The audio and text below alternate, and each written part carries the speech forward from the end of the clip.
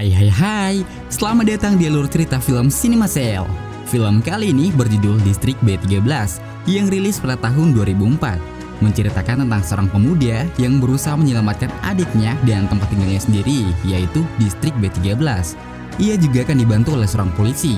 Tidak hanya itu, mereka juga akan menguat kebusukan dari pemerintah. Bagaimana keseruan film ini? Baiklah, tidak usah berlama-lama lagi, ini dia film Distrik B13. Ce sera pas long. Mâche bien.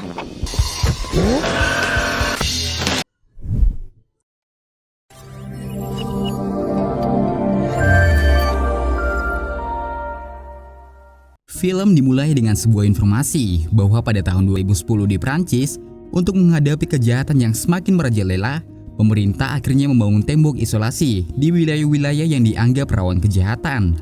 Salah satu wilayah yang paling rawan adalah B13 atau Distrik 13 yang sudah dikelilingi oleh tembok tinggi serta kawat.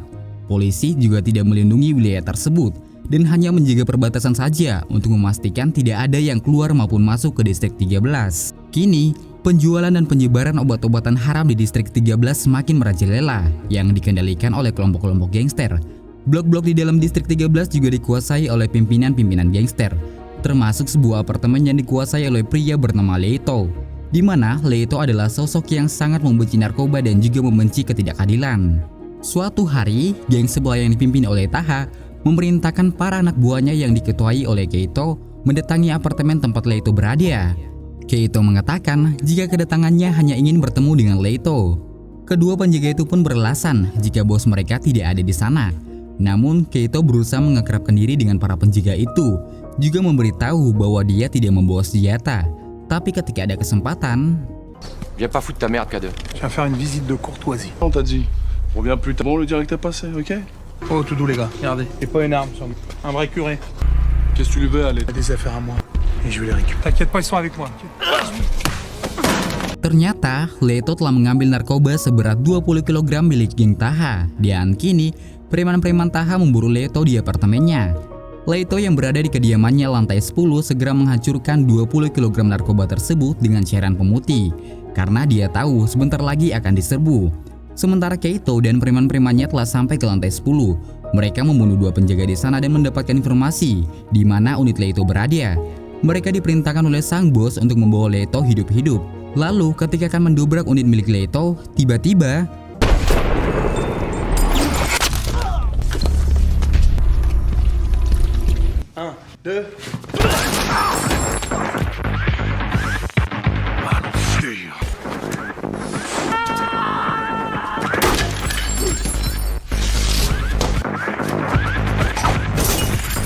dengan lihainya, Leito yang memang sangat ahli parkur terus kabur dari kejaran para preman Taha, sekaligus membunuh beberapa di antara mereka. Leito terus melompat dari satu gedung ke gedung yang lain hingga akhirnya preman-preman tersebut tidak bisa mengejarnya karena Leito melompat jauh ke gedung-gedung sebelah.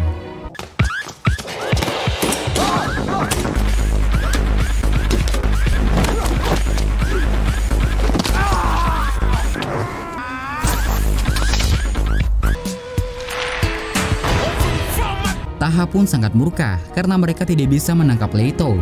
Apalagi 20 kg narkobanya sudah dirusak. Keito pun beralasan jika Leito begitu licin dan sangat susah menangkapnya. Lalu Taha meminta mereka memberikan ide untuk bisa menangkap Leito. Dan tidak pakai lama, satu persatu anak buahnya langsung dibunuh sampai ada yang bisa memberikan ide cemerlang. Keito yang akan dibunuh pun langsung menyampaikan idenya, yaitu menculik adik Leito bernama Lola yang sedang bekerja. Mendengar ide tersebut, Taha pun setuju dan langsung memerintahkan mereka untuk menangkap Lola. Moi, j'ai une idée, moi. Et on l'oblige à sortir de son trou. Ah, tu vois, quand tu veux. Va me la chercher. Tidak pakai lama, saat itu juga Lola langsung diseret oleh Keito dari tempat kerjanya. Dia pun dibawa ke markas milik Taha. Terlihat anak buahnya yang begitu banyak, penjagaan juga begitu ketat dan ada ruang laboratorium narkoba. Setelah melewati ruangan penuh anggota gangster, Keito pun akan naik ke lift yang juga dijaga ketat untuk membawa Lola menemui sang bos di lantai atas. Namun ternyata Leito sudah mengawasi gara-gara Keito dan melihat adiknya yang diculik dari atas gedung. Tepat ketika Keito menaiki lift, Leito pun langsung masuk ke ruangan milik Taha dengan memecahkan jendela lalu menodongkan pisau ke lehernya. Ne me dis pas que t'es encore bredouille.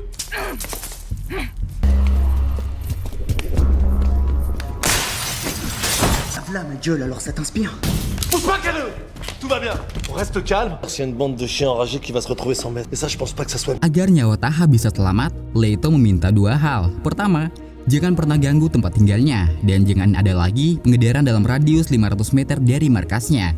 Kedua, Lola harus dilepaskan dan Taha harus membantunya. Mau tidak mau, Taha pun menuruti perintah Leto, sedangkan Lola berhasil merebut pistol itu dan menyuruhnya tiarap. Sambil terus menodongkan pistolnya, perlahan-lahan Leto membawa Taha keluar dari sana dan kabur menggunakan mobil. Ordre. Alors personne bouge. Ça sera pas long. Mâche bien.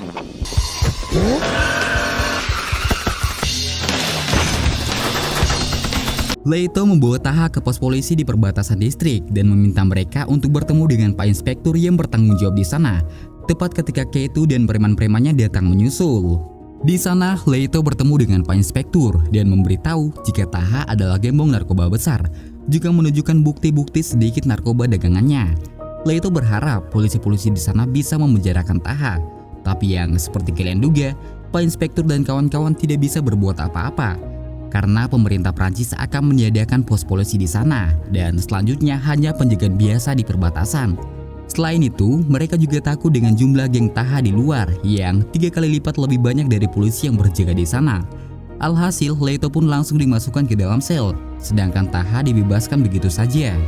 Inspektur sempat mengatakan kepada Leto bahwa pemerintah berencana untuk meledakkan seluruh distrik 13 untuk membersihkan semua kriminal di sana, meskipun ada warga-warga yang tidak bersalah.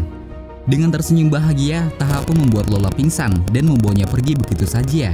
Sementara Leto yang sangat-sangat murka karena adiknya telah diculik dan polisi tidak bisa diandalkan, akhirnya membunuh inspektur secara brutal. Ils vont te mettre un couvercle là-dessus et tout faire péter. Voilà comment ils vont la faire disparaître. Pas, je vais bien m'occuper d'elle. Vas-y, casse-toi. Tu la montes dans mon bureau, tu l'attaches et tu lui files 2 grammes. Ça va la calmer. 6 bulan kemudian, di luar kawasan B13 yang begitu makmur, seorang mafia bernama Carlos bersama kedua anak buahnya yaitu Benito dan Pedro baru saja sampai di kasino ilegal milik Carlos yang lokasinya tersembunyi di basement sebuah toko. Terlihat banyak pengunjung yang berjudi di sana. Lalu Carlos dan anak buahnya pun masuk ke dalam ruang penyimpanan uang untuk mengecek situasi.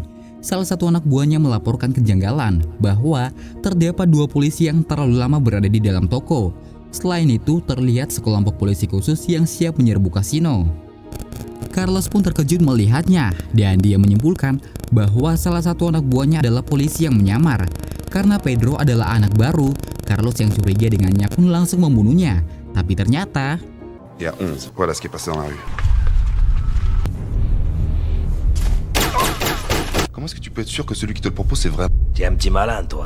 Je m'appelle Damien. Première section d'intervention, Carlos. Ternyata, Benito adalah polisi yang menyamar selama berbulan-bulan. Nama aslinya adalah Damien, seorang kapten polisi yang telah memerintahkan penyerbuan untuk menangkap Carlos karena telah melakukan transaksi gelap. Seluruh orang di ruangan itu pun diperintahkan untuk keluar kecuali Carlos. Setelah itu, anggota Damien mulai melancarkan aksinya untuk membawa Carlos dari sana.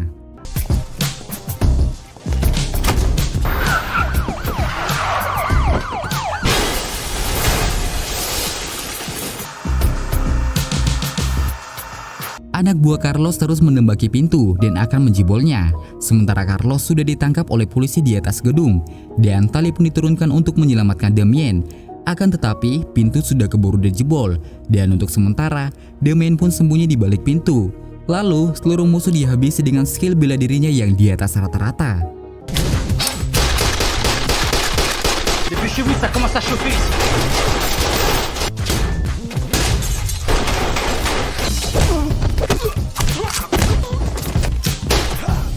Damien yang keluar dari ruangan penyimpanan pun terus membunuh satu persatu musuh dengan epik, hingga situasi benar-benar aman.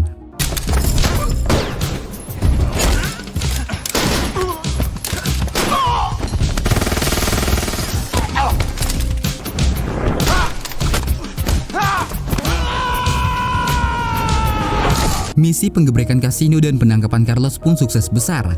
Carlos hanya bisa menyumpahi Damien yang selama ini sudah dianggap sebagai saudaranya sendiri. Putain, t'as le sens du timing, toi. La porte qui grince. T'es vraiment le pire des fils de pute que j'ai jamais rencontré. Elle grincera plus. Setelah misi tersebut, Damien pun diberikan ucapan selamat oleh atasannya, yaitu Kolonel Patrick, sekaligus diberikan sebuah misi darurat. Damien yang diperkenalkan ke Sekretaris Pertahanan Negara, yaitu Pak Kruger, beserta asistennya, yaitu Corsini. Kruger mulai menjelaskan misi darurat yang begitu sulit dan menceritakan awal mula permasalahannya, bahwa sore hari itu saat negara akan mengirimkan suatu barang dengan mobil lapis baja, tiba-tiba sekelompok anak kecil datang berpura-pura menjadi pengemis bersih-bersih mobil. Namun sebenarnya mereka hanya ingin menutupi pandangan sopir dengan sabun, lalu meletakkan bom di pintu dan membunuh sopir tersebut. Ternyata itu adalah ulah dari geng Taha yang mengira ada barang berharga di dalam mobil tersebut. Namun isinya adalah sebuah bom berdaya ledak tinggi dengan radius 8 km yang menyala otomatis saat kopernya dibuka dan akan meledak dalam waktu 24 jam. Kruger yakin bom tersebut pasti akan dijual dan dipindahkan ke tempat lain oleh geng Taha, dan itu bisa menyebabkan pembunuhan massal. Maka dari itu Damien diperintahkan untuk menjinakkan bom tersebut sebelum ledakan terjadi. Akan tetapi Damien menolak misi tersebut karena waktunya terlalu singkat. Dia harus mempelajari medan selama berminggu-minggu dahulu. Ditambah lagi, distrik 13 adalah kawasan paling mengerikan yang penuh dengan gangster. Kolonel Patrick pun mengatakan jika ini adalah perintah, bukan sebuah tawaran. Dan Kruger juga menambahkan bahwa Damien akan ditemani oleh seorang pria yang mengetahui seluk-beluk distrik 13, yaitu Leito. Namun karena sekarang Leito berada di penjara, Damien harus bisa mencari cara tercepat agar bisa meyakinkan Leito untuk mau bekerja sama. Il y avait quoi dans ce fourgon? Qu'est-ce que c'est que cette merde? Elle explose. Il y a 23 heures pour monter cette merde. Il connaît cette banlieue comme sa poche, il vous fera gagner. On compte sur vous pour le compte. Quel est le but de prendre mission quand on sait qu'on a aucune chance de les banlieues dans laquelle j'ai jamais mis les pieds? Hari itu pun Leito akan dipindahkan ke penjara lain sesuai perintah. Sementara Damien juga akan dimasukkan ke mobil tersebut untuk dibawa ke penjara yang sama. Polisi dan sipir di sana tidak tahu jika Damien adalah kapten yang menyamar, agar misinya membawa kabur Leito tidak menyalahi hukum yang berlaku. Karena seharusnya Leito masih di penjara akibat telah membunuh inspektur. Saat dalam perjalanan menuju ke penjara lain, Damien yang sudah menyimpan klip di mulutnya pun dengan mudah membuka borgolnya. Lalu Damien mengatakan kepada Leito jika dia harus kabur dari mobil tersebut untuk membalaskan dendamnya ke pemimpin geng bernama Taha di distrik 13 dengan alasan Taha telah membunuh 3 anggota keluarganya, padahal sebenarnya tidak. Selain itu, Damien juga memberitahu bahwa Taha memiliki seorang wanita bernama Lola yang selalu diberikan narkoba dan juga diikat seperti binatang. Setelah itu, Damien pun berhasil membuka pintu belakang dengan klipnya dan hanya butuh waktu beberapa detik saja untuk bisa mengambil alih mobil tersebut. Leito yang juga berhasil membuka borgolnya pun pindah ke kursi depan. Sementara anak buah Kolonel Patrick melaporkan jika Leito dan Damien sudah berhasil kabur dari penjara. Karena merasa curiga dengan sosok Damien, Leito pun memborgol tangannya ke setir dan memerintahkan Damien untuk menerobos perbatasan yang dijaga ketat. Ah, tes conneries, qu'est-ce que tu fais? Karena mobil ditembak dan ban juga meledak, Damien pun tidak bisa mengendalikan mobilnya dan akhirnya menabrak sebuah mobil mewah milik pimpinan sebuah geng. Ternyata Leito sudah menyadari bahwa Damien adalah seorang polisi yang menyamar dan tidak peduli apa misinya datang ke distrik 13. Leito pun pergi meninggalkannya begitu saja karena dia harus menyelamatkan adiknya Lola, dan dia juga sudah tidak percaya lagi dengan yang namanya polisi. Sedangkan Damien masih harus bertarung dengan geng tersebut dalam kondisi tangan yang masih terborgol. T'es un flic. Et un flic qui me prend pour un con, il a pas d'avenir. Ma sœur, elle a besoin de moi et de personne d'autre. C'est Bagdad.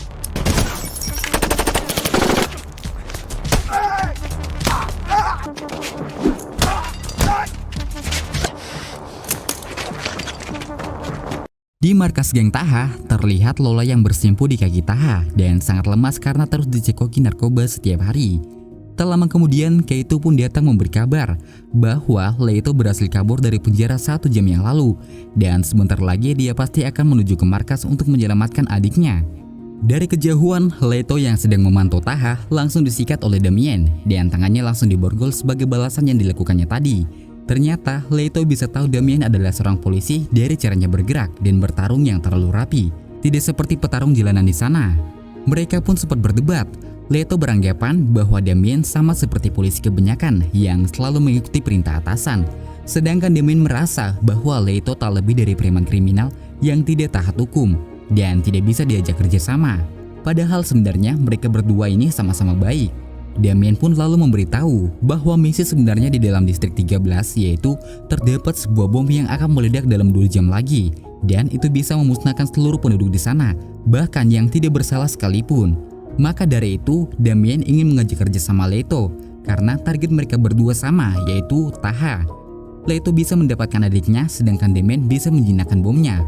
Leto pun akhirnya setuju, namun jika Damien berbohong atau berani berkhianat, maka Leto akan langsung membunuhnya. Il a ta sœur et il a ma bombe. Ça fait 2 raisons de rester groupés, non? Si je la désamorce pas dans les 2 heures, il restera plus rien. Rayez de la carte avant. Tu me racontes encore un crack, je te pulvérise. Deal. Damien berencana untuk menyusup diam-diam dan menjinakkan bomnya. Baru setelah itu mereka akan mencari Lola. Namun Leto hanya bisa terdiam.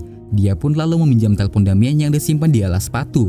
Tanpa diskusi dulu dengan Damien, Leto pun langsung menelpon Taha. Lalu dengan gampangnya Leto mengatakan jika dia berada di pabrik dekat markas Taha dan sedang bersama seorang polisi yang ingin membuat kesepakatan dengannya. Damien pun emosi karena seharusnya mereka menyusup diam-diam. Namun karena Leto mengatakan jika di distrik 13 mereka tidak bisa melakukan cara seperti itu. Lagi pula Leto juga sudah sangat mengenal sosok Taha dan meminta Damien untuk percaya dengan rencananya, yaitu dengan memanfaatkan rasa keinginan tahuan Taha. Tak lama kemudian datanglah Keito dan anak buahnya atas perintah Taha yang langsung membawa mereka masuk ke dalam markas menemui sang bos besar. Sementara itu di dalam markas, Taha menemui seseorang berbadan besar untuk diberikan suatu pekerjaan. T'es dans la banlieue 13 ici. C'est truffé de renards et je le connais par cœur. Deal. C'est lui le flic? Tu veux m'attendre là, je te prends en retour. Non merci. C'est pas un pote. C'est le seul qui s'est arrêté la bombe que t'as piqué hier. Saat bertemu dengan Taha, Damien mengatakan kalau ledakan bom bisa menewaskan 2 juta orang dan dia bisa menjinakkannya dengan sebuah kode yang akan dikirimkan. Namun, Taha hanya tertawa karena bom itu akan dia kirimkan untuk meledakkan suatu tempat. Taha membolehkan Damien untuk menjinakkannya asalkan ada imbalan uang yang totalnya 2 juta euro atau kalau dirupiahin ya sekitar 350 miliar. Damien pun setuju dan meminta nomor rekening untuk ditransfer. Ya akhirnya dia berikan nomor rekening Taha yang berada di bank negara Bahama agar tidak mudah terlacak. Lalu Damien juga ingin melihat di manakah bom tersebut berada. Dengan senang hati, Taha pun mempersilahkan mereka berdua untuk melihat ke sebuah teropong yang ternyata bom sudah dipasangi alat peluncur milik Rusia yang ditargetkan jatuh tepat di tengah-tengah kota Paris. Selain itu, Lola juga dirantai di dekat bom. Jamel, donne-leur le numéro du compte aux Bahamas. 20 millions. Adjugé. Ta bombe, elle avait même... Heureusement, j'ai toujours un peu de russe, on l'a un peu modifié. Ça y est, le flic. Tu l'as vu ta bombe. Alors maintenant, fais le transfert. Damien lalu menelpon sekretaris pertahanan negara yaitu Pak Kruger dan memberitahu jika Taha meminta 20 juta euro jika ingin bom itu diambil kembali. Jelas Kruger mengatakan jika negara tidak bisa menyediakan uang sebanyak itu dan meminta Damien untuk mencari cara yang lain. Akan tetapi Damien berusaha tetap tenang dengan berpura-pura bahwa uang tersebut sudah ditransfer ke rekening Taha di Bahama lalu pamit untuk menjinakkan bom tersebut. Namun Taha langsung menahannya karena dia harus memastikan uang tersebut benar-benar sudah masuk ke dalam rekeningnya. Anak buahnya pun diminta menelpon kenalan di Bahama. Namun untungnya bank di sana baru dibuka setengah jam lagi. Yang akhirnya Leto dan Damien diminta menunggu di ruang sebelah sampai ada kepastian uang 20 juta itu sudah masuk ke rekeningnya. Nous n'avons pas ce genre de budget. Il va falloir vous débrouiller autrement. Désolé. Sûr que la bombe est bien là. Je vais même vous dire qu'il reste 48 minutes sur le cadran. Voilà. 20 millions d'euros versés sur... La banque est fermée, elle ouvre dans une demi-heure. En attendant, je vais vous demander d'aller patienter. Mereka pun disuruh berlutut sambil menghadap tembok dan terus diawasi oleh anak buah Keito. Leto dan Damien berbisik-bisik membicarakan langkah mereka selanjutnya. Leto merasa aneh dengan pihak pemerintah karena tidak berusaha melakukan negosiasi lebih lanjut. Padahal ini menyangkut jutaan nyawa manusia. Lalu Leto memberitahu idenya, di mana ternyata dia pernah menggali terowongan yang tembus ke toilet di sana, yang berada di lorong menuju lift. Dulu Leto membuat terowongan rahasia agar bisa kapan saja memantau pergerakan gangster Taha, dan mereka bisa menggunakan terowongan tersebut untuk kabur dari sana. Saat itu juga Damien mengatakan kepada salah satu penjaga untuk membawa mereka ke ruangan milik Taha karena ada yang perlu didiskusikan. Dan begitu melewati lorong ke arah lift tepat di persimpangan menuju toilet, Leto dan Damien pun segera kabur menuju terowongan, tentunya dengan cara mereka sendiri. Quoi?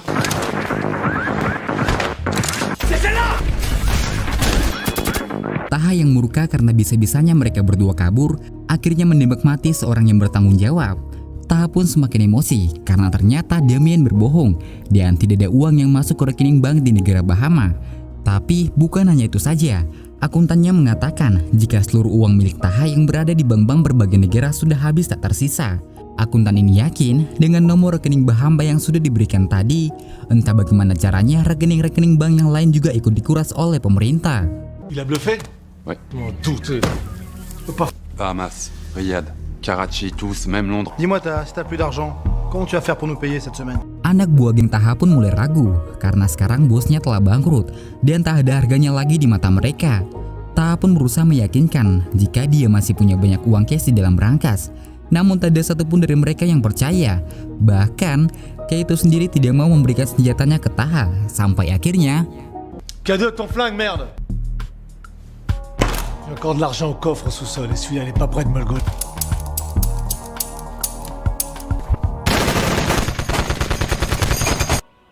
On va commencer par retrouver les deux enfoirés. Leo dan Damien berhasil keluar dari gorong-gorong jalan. Namun anak buah Taha masih saja terus mengejar dan mereka pun terus menghindari serangan demi serangan dengan cara parkur.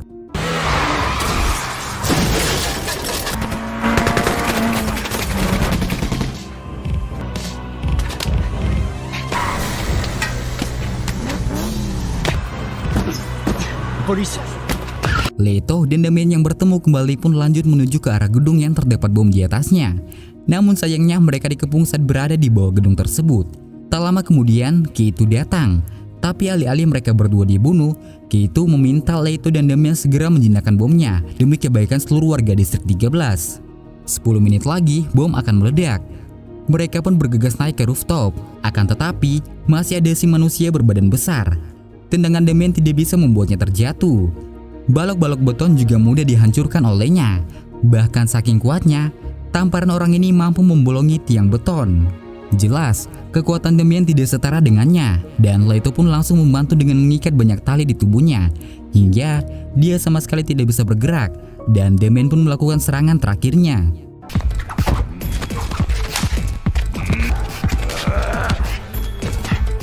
Hey, le mongol! Maintenant que t'es chaud, ça te dirait de prendre une leçon?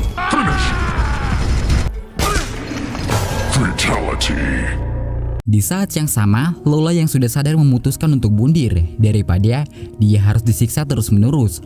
Lola pun menuangkan jerigen yang ada di sana, lalu menyalakan korek dan melemparnya. Tapi yang terjadi,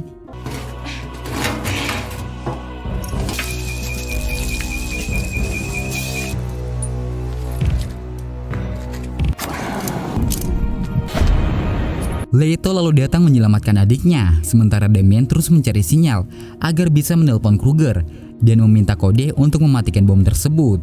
Kruger pun memberitahu kodenya, yaitu 9293-79-B13.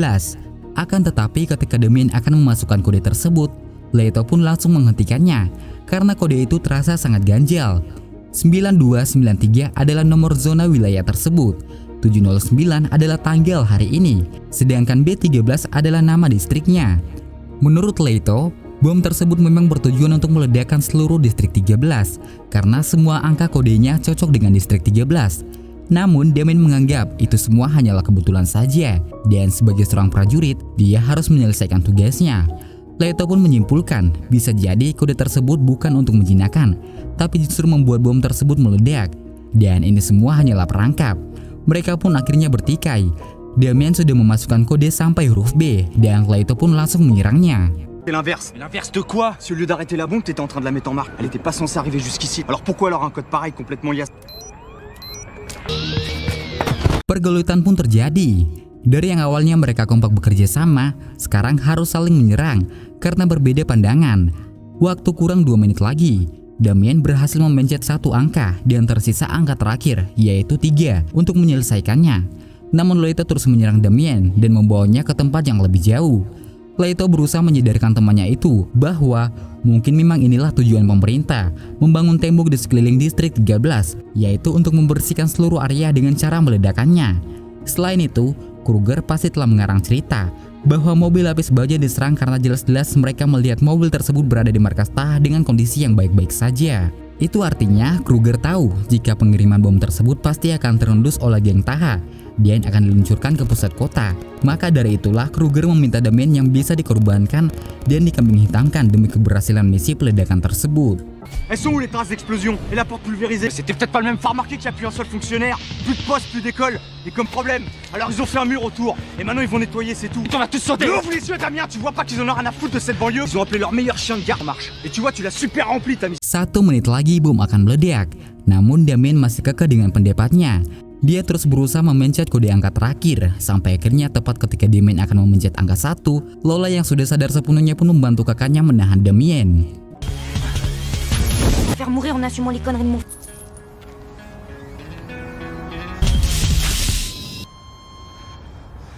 Non, pas tout à fait. Ternyata teori Leo itu benar. Justru kode tersebutlah yang bisa meledakkan bomnya. Mereka bertiga pun turun ke bawah sambil membawa koper berisi bom itu. Dan Kay itu pun ikut senang karena misi penjinakan berhasil. Lalu mereka pun dilepaskan begitu saja sebagai ucapan terima kasih. Sementara itu di kantor pertahanan negara, Kruger gelisah karena bomnya masih belum meledak. Lalu tiba-tiba terdengar bunyi baku hantam di luar. Dan itu adalah Leto dan juga Damien yang masuk ke ruangan Kruger sambil membawa koper bom tersebut. Dengan tenangnya Damien mengatakan bahwa misinya berhasil tanpa perlu memasukkan kodenya dan bom tidak jadi meledak. Damien lalu memasukkan kodenya lagi hingga tersisa angka B13. Kruger pun langsung menghentikannya karena itu bisa meledakkan sekota Paris. Disinilah Kruger menjelaskan bahwa distrik 13 sudah tidak bisa terkendali. Beban biayanya sangat besar bagi negara dan warga-warga pembayar pajak di Prancis lah yang menanggung semua biaya-biaya 2 juta warga di B13. Maka dari itu, cara paling mudah menyelesaikannya adalah dengan meledakkan distrik 13 karena tidak mungkin pemerintah melakukan cara demokratis yang berbelit-belit dan tidak efektif karena seluruh penduduk di distrik 13 hanya dianggap sampah. Mendengar itu, Damien pun memencet kode hingga selesai dan Kruger langsung berteriak panik. Namun ternyata itu hanyalah casingan Damien. C'est ça, c'est pas très démocratique, mais ça résout. 1. Le vôtre. Là, les contribuables ont peur. Peur et marre de payer pour cette racaille. J'ai pas compris, expliquez-moi. La banlieue 13 est incontrôlable, ça coûte une fortune. Comment ça, je comprends pas, je croyais que le code était censé arrêter la bombe. Non! Mereka berdua pun hanya tersenyum karena ternyata semua ucapan Kruger barusan telah direkam dan disebarkan ke seluruh saluran TV agar seluruh penduduk Prancis tahu betapa busuknya pemerintah mereka, khususnya Kruger yang bertanggung jawab bahwa yang mereka lakukan begitu semena-mena dan tidak manusiawi. Le son, ça allait? Peur et marre de payer pour cette racaille. Setelah misi berbahaya tersebut dan menguak kedok kebusukan oknum pemerintah serta Kruger, publik pun respect dan mendukung dengan apa yang dilakukan Leto sama Damien. Minggu depan seluruh tembok distrik 13 akan dirobohkan. Selain itu, kantor polisi, kantor pos, sekolah dan lain-lain juga akan dibuka bulan depan, yang mana Leto dipercaya untuk mengawasinya. Damien pun sempat menawarkan Leto untuk tinggal saja di luar distrik 13. Namun Leto menolak karena distrik 13 adalah tempat kelahirannya dan dia bisa hidup damai di sana. Leto dan Damien pun akhirnya berpisah. Lalu tiba-tiba Lola mencium Damien sebagai ucapan perpisahan dan film distrik 13 pun selesai. Sonne-toi, tu me dis ça comme si c'était moi qui vivais dans un quartier chaud. Meilleur. Bon allez, souris, on dirait que t'es pas content.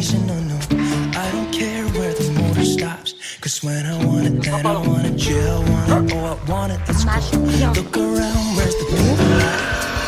I wanna taste the